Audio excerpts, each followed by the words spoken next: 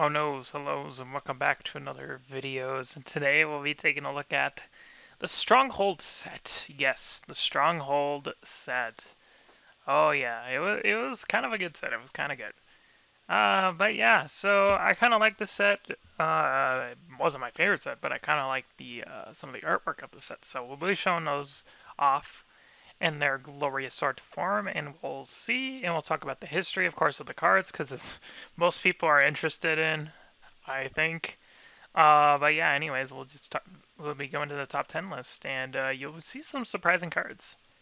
So at number 10, we have a Spike Feeder. Oh yes. So no surprise here. It's one green green for a summon Spike. That looks more like a fruit with some weird like insect thing, but sure. So yeah, Spike Feeder comes into play with two 1/1 counters on it, and pay two, remove a 1/1 counter from Spike Feeder, put a +1/+1 counter on target creature. So you could do that to itself. I don't know why you would ever want to, but there you go, I guess. And then remove a +1/+1 counter from Spike Feeder and gain 2 life. So I have this on the number 10 list because this is a combo piece in Commander, and it's been a combo ever since Commander has started. And there's even a channel called the Spike Feeders that named it after this card. So why did I put this on number 10? Well, just because of how, you know, it's kind of silly to put this card on number 10, but I put it on number 10 for a reason, and that was because of the utility of this card.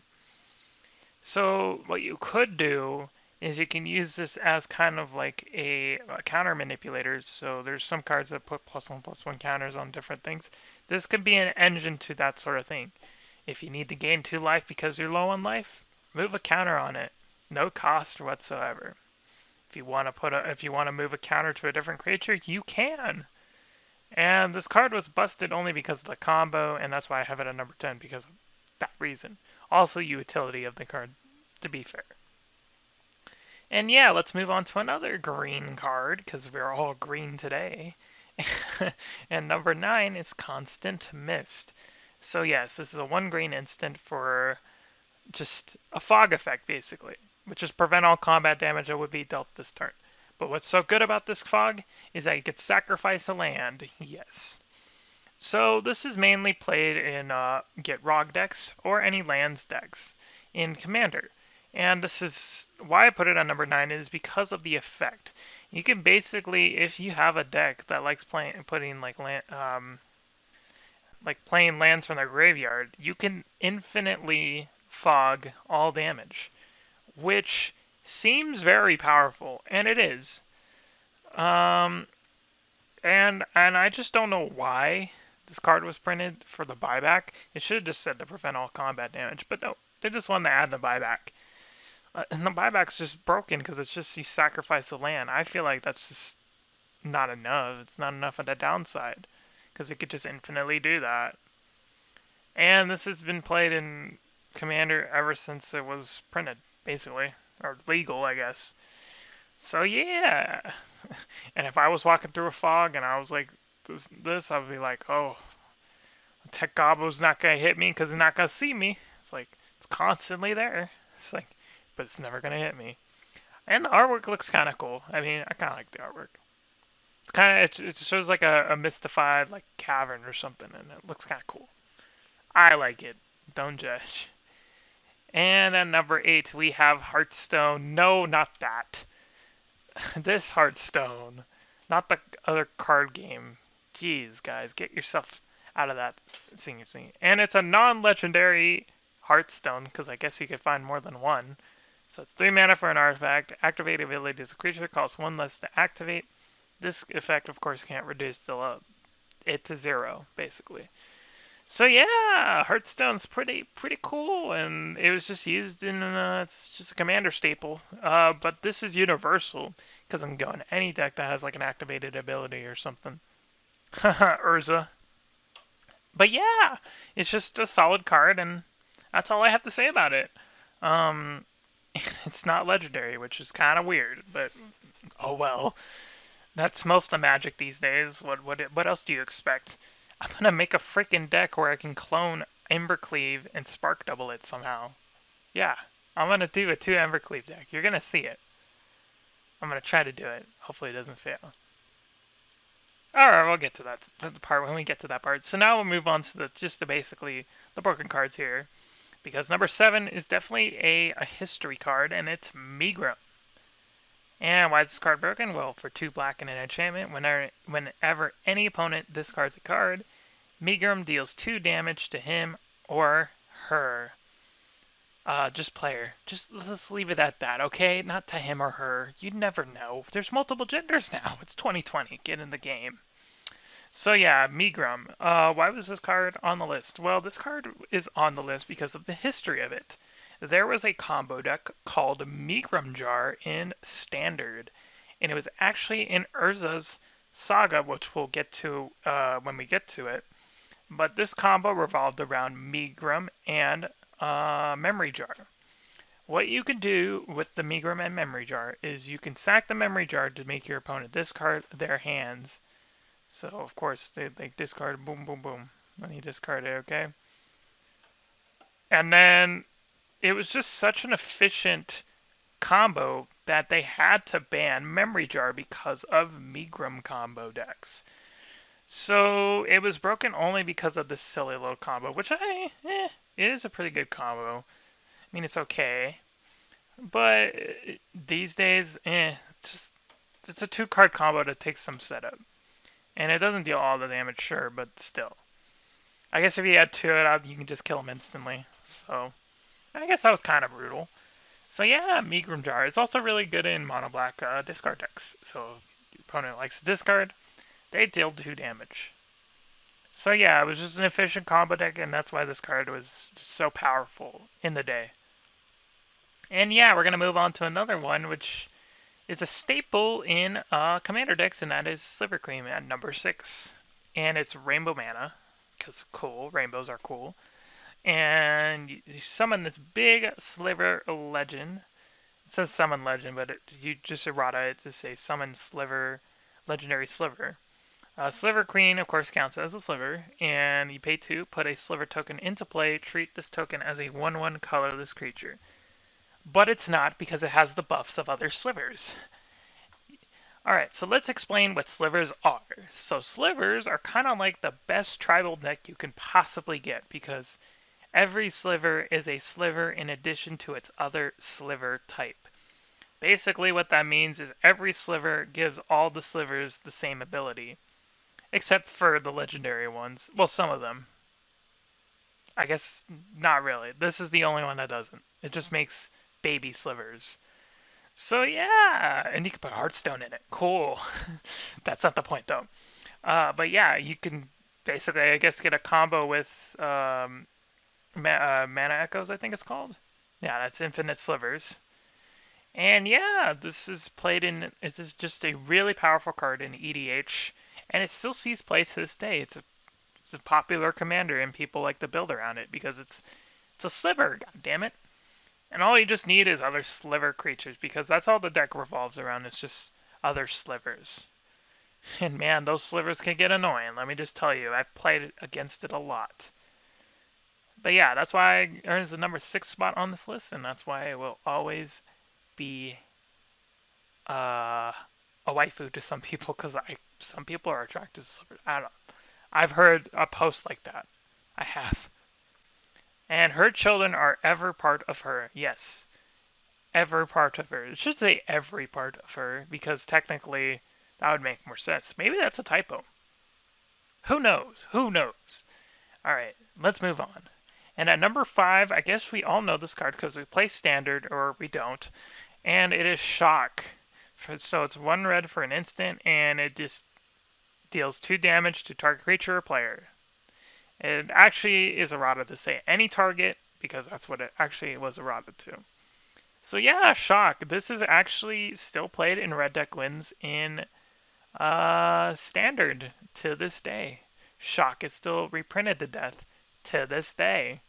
Shock is still played in mono red deck wins decks in Legacy or Vintage or wherever. It can be in any mono red deck. and it's still played to this day. Well, I guess there's lightning bolts, so maybe not so much, but still in some cases.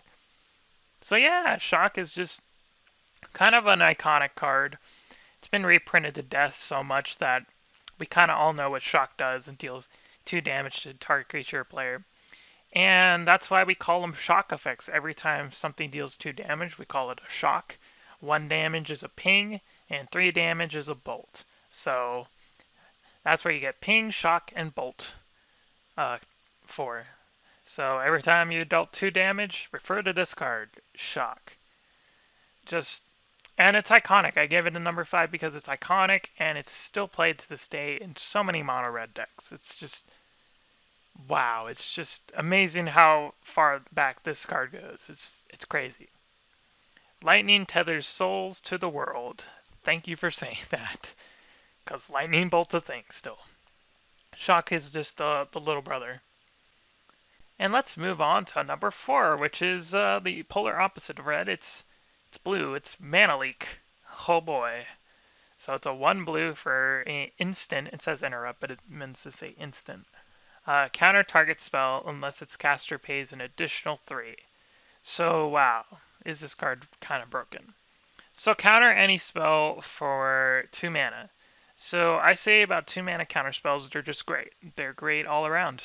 Especially if it's 1 generic, not just 2 blue.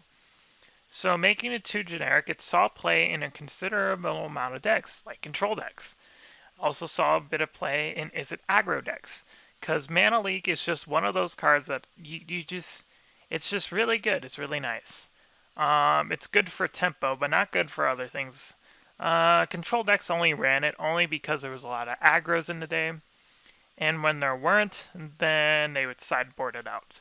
But mostly Mana Leak was to disrupt tempo and hate on opponents playing an aggro style deck. So that's why you can see some control decks still playing it to this day. And Mana Leak has always been there, man. It's another iconic card too. I feel like Mana Leak is also another iconic card. And yeah, it's just this boy doing some Mana Leak things. I don't know what he's doing, but he's doing something. And it looks kind of cool. I kind of like the artwork on this one too. But yeah, let's just see more artwork. Let's keep going. And at number 3, we have a beauty, and it's a MOX Diamond. And 0 mana artifact. Oh, here we go. You know how much I love these cards, guys. And it's a MOX, so get ready to read what this says. When MOX Diamond comes into play, choose and discard a land card or sacrifice it. So it's just an additional cost to cast it. But yeah, discard a land card. Not a big deal. Add 1 mana of any color to your mana pool and play this ability only as a mana source. Yeah. So the problem with this card is that there were lands decks in Legacy that would love this card to deck because if they discarded a land card, no problem. They can just get it out with I forgot what that card's called. Oh my gosh. But yeah, they can get it out with that Dredge card and just go crazy. Life of the Loam. There you go. Life of the Loam. They could just use Life of the Loam to get back the land. And most of the time they'd be running land cards so they can pay that cost when they cast it. So land decks still see play today. And they run the combo, of course, of the Thespian stage. Mirror Age, that means stage combo. So yeah, it's just a crazy combo, and it's still played today in Legacy and in Vintage sometimes, but mostly Legacy. And yeah, it's a pretty solid card, and it's broken at the same time. God, I just hate 0 mana artifacts. Give you any advantage. Okay, Tormod's Crypt's an exception. We'll give that one a thumbs up. Like this video, give it a thumbs up if you guys like Tormod's Crypt. Alright, let's not advertise my channel, and let's move on to number 2. And I know you guys love it. You guys love me to say it. It's Ensnaring Bridge. So it's a 3 mana artifact with creatures with power greater than the number of cards in your hand can't attack. So yes, this card. Some people say it's a sideboard card. Some people say it's a prison card. I say it's just an annoying card. So why is it so annoying, you might ask? Where there is things called prison decks, where the main goal of the deck is to lock your opponent out of doing this stuff. Whether that be from Blood Moon, whether that be for shutting off artifacts, or whether that be from attacking. You name it. It's like a stronghold. Because you see the little logo on the card there. It's like a jail cell. This is basically a prison card. And this sees play in mono red prison decks in modern. It also sees a little bit of play also in vintage prison decks. Oh yes, because you want the prison on your creatures, but mostly it's artifacts. But you use Karn usually to get out Migra Lattice and lock the opponent out. But this can also be a card you can get with the new Karn as well. That's why they restricted it in vintage. And yeah, Ensnaring Bridge is still played today, and it's an annoying piece of crap. I don't like it. I don't think it should have been a card, but it is. And that's not much of a downside. You can keep 0 cards in your hand, trust me. Okay, but then a Defender deck. Defender deck now. Ooh, that might be a little bit tougher. Yeah, alright, so let's move on before we get crazy. Now the number 1 card, guys, I want to just give you a warning that this might be the most degenerate thing you've ever seen in your entire life. And also pretty good artwork, but mostly degeneracy. So let's read this because Thor is on it. Come on, guys, you can't tell me that doesn't look like Thor. It's Thor. So yeah, Hermit Druid, a 1 green for a Druid, and you tap it for a green. Now here's the broken part, guys, and you gotta have to. I'm gonna explain why it's broken. Okay. Reveal cards from the top of your library until you reveal a basic land card. Emphasis on basic land card. Put that card into your hand and all others revealed cards into your graveyard. Now the problem with this is, and I think they forgot to add it, is it says basic land. It should have just said land card. But I guess even then you could, not really. So yeah, basically what you could do is not include basic lands at all. And what you could do is run a deck like in an EDH deck, where Hermit Druid is still played today, and mill out your whole entire library. You can use the Labman combo with the Hermit Druid, or you can use it with Dread Return to resurrect combo win, which there's a bunch of combos. I'm not going to get into them, but basically you win the game when you do this. And yeah, this would be just a really solid way to get everything in your graveyard, basically, for 2 mana. And this card was heavily played in EDH, CEDH decks, competitive Elder Dragon Highlander, basically, or Commander. And yeah, this guy that looks like Thor, very powerful. You could say even godlike. And yeah, seeking the company of plants ensures that your wits will go to seed. Well, they'll go more to seed. They'll go right to hell with this card. Because this card's broken. And that's why I gave it number 1. Not because of how broken it is in the past, but how it is broken with its effect. Because I think that effect is just broken. You just mill your whole deck. Mill it all to hell. And yeah, guys, that's pretty much it for StrongHold. And it was an interesting set, and it had some cool ass artwork like Thor looking mofo. So yeah, anyways, guys, I hope you guys have a wonderful rest of the day or night. And I'll see you guys in the next video and stream or something like that. Bye and peace.